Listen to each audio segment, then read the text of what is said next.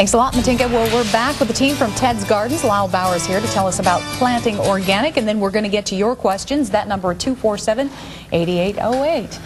And what exactly is gardening organic? Well, gardening organic essentially means of the ground or of nature, you know, beneficial bacterias, mycorrhizas, everything that is useful in nature to help things grow, help things be fertilized. Organic gardening also is of plants or animals, you know, so manure, plant like the corn gluten. Corn gluten is a very good, is used for organic weed prevention.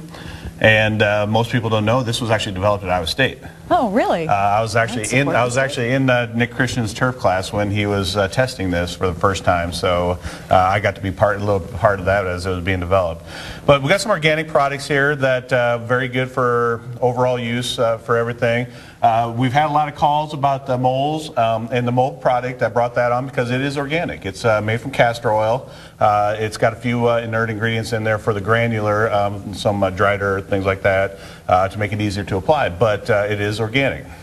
The Starter Plus, this is a product that you mix into your soils, into your gardens, into your, if you dig a hole for a plant, you want to mix it with the soil, and it's got beneficial bacteria and mycorrhizae in there to help the root development and to help with growth from beneficials. These are organic insecticides. The insecticidal soap has been around for many, many years. A lot of people use it. A lot of people mix their own at home with just dish soap and water. And then the Earth Tone is a new organic insect control on the market. Espoma is one of the leading organic companies out there. Very good products. And then over here we have one of the key ingredients to every organic garden is compost. And we have the compost activator here. You put a little bit of this into your compost pile and it helps to start to break down the organic materials, and it also adds some beneficial bacteria also. So organic gardening really is not, it's not as difficult as everybody seems. There is initially a lot of work involved with it in preparing the beds, because the best organic gardening method is to have good fertile soil. Once you get that all established, it's pretty easy from there. All right. Well, let's get to our phone calls. We have Lee this morning from Pleasant Hill. You're having trouble with the blueberry bush? What exactly is the trouble?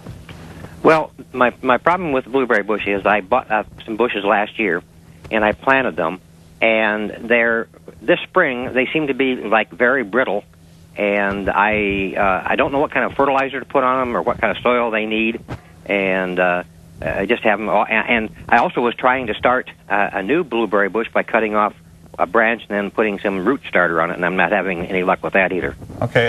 Well, the fertilizer, just a general fertilizer, anything with like a 10-10-10, 20-20-20, any of those would work fine. As far as the soil, it likes an acidic soil. Use peat moss, work some peat moss into there. From starting a new plant, typically you want to make sure that you take the new growth that comes on the spring as it sets new growth. You want that green, fresh growth when you're trying to start. You don't want the brown hardwood. You want the good, fresh green growth, and then you use the root starter on it, the rooting hormone. But as far as brittle, it may have just died back a little bit. Yeah, give it some time, let it get warmed up. It'll probably start from the ground, see what happens. We got a few weeks yet before a lot of things really start to kick in. Okay, can I ask you one more thing? We have to get to other callers, Lee. I'm sorry. Okay. One call per customer, or one question per customer. Give us a call at the store. Yeah, that's right. He'll answer your questions there. And we want to get to Vicki from Ankeny. She wanted to know if it's too early to buy a perennial plant? Perennial plant. Perennials, no, perennials are available, and the ground, with all the frost out of the ground, you can actually plant them. There's not much to really look at there, but because the plants some of the plants haven't started growing if they've been overwintered.